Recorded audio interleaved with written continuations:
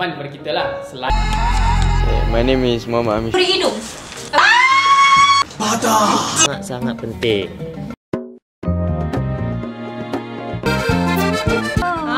Terima kasih. Syok sangat tengok handphone kita kan.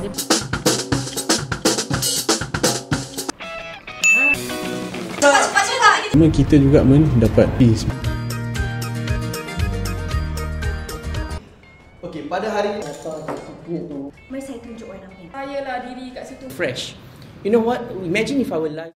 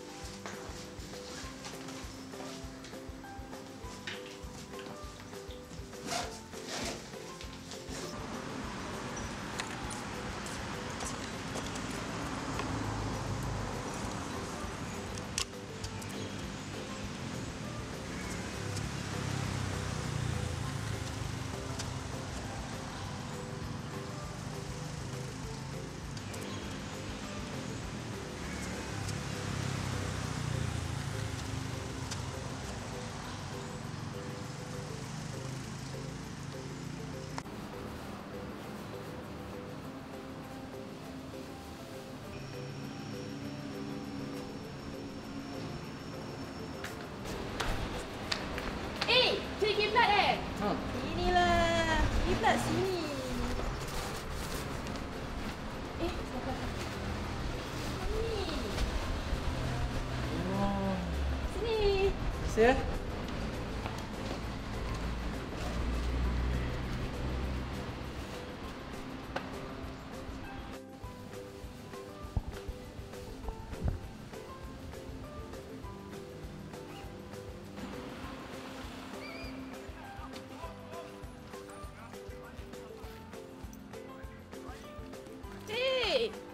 Kau kat mana ni? Ha? Causeway Point? Oh, okey. Aku nak tunggu puasa. Lambat sih. Kau plan nak makan apa nanti? Ha? Char kway teow.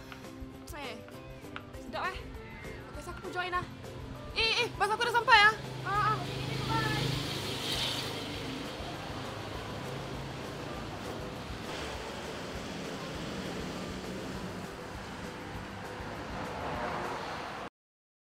Bismillahirrahmanirrahim. Alhamdulillah wassalatu wassalamu ala Rasulillah wa ala alihi wa sahbihi wa man wala. Assalamualaikum warahmatullahi wabarakatuh. Kita akan membicarakan tentang Muharram. Bulan Muharram adalah lebih dikaitkan dengan bulan Hijrah. Muharram ini ataupun kita nak mengatakan Muharram adalah bulan Islam. Kalau kita tunjukkan daripada sudut dia punya a bit of history. Muharram ini ditetapkan daripada zaman Khulafa Sayyidina Umar Al-Khattab radhiyallahu anhu. Jadi di situlah timbulnya bulan Muharram ini selepasnya Zulhijjah. Kenapa dipilih? Kerana umat Islam ketika itu baru habis menyelesaikan haji dan dia ada satu pembaharuan dalam diri mereka. Jadi Muharram ini ada satu pembaharuan. Kalau dikatakan kita ni dalam bulan yang Masihi, kita ada kita ada January until December. So 31st December kita akan ada kita punya own wish, apa yang kita nak jadi.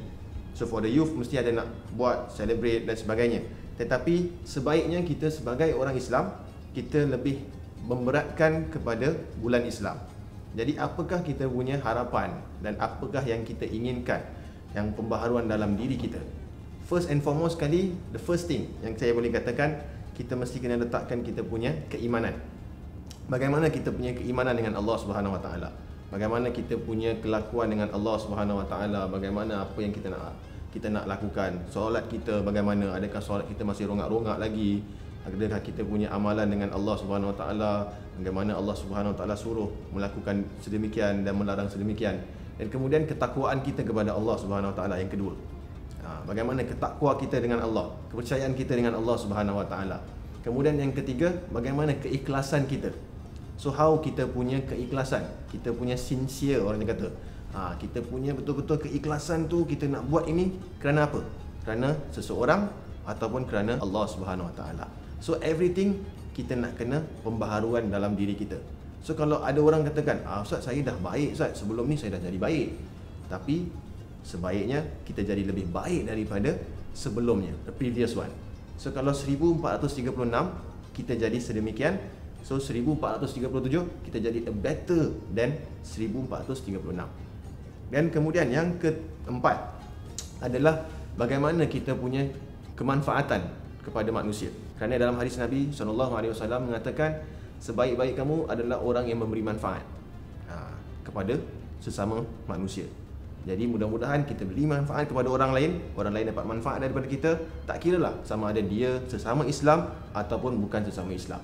Dan yang kelima, yang ini yang terakhir, the value yang terakhir adalah hubungan sesama manusia. Hubungan sesama manusia, bagaimana kita membantu orang, kita hormat kepada orang tua, kita berikan layanan yang terbaik kepada kawan-kawan kita. Mungkin kita boleh berikan senyuman walaupun dia bukan berbangsa Islam, walaupun dia bukan orang yang kita kenal. Senyum aja. Kerana senyum itu tak perlu kata apa-apa, dia senyum. Dengan senyuman itu mungkin terukir kemesraan di antara kita.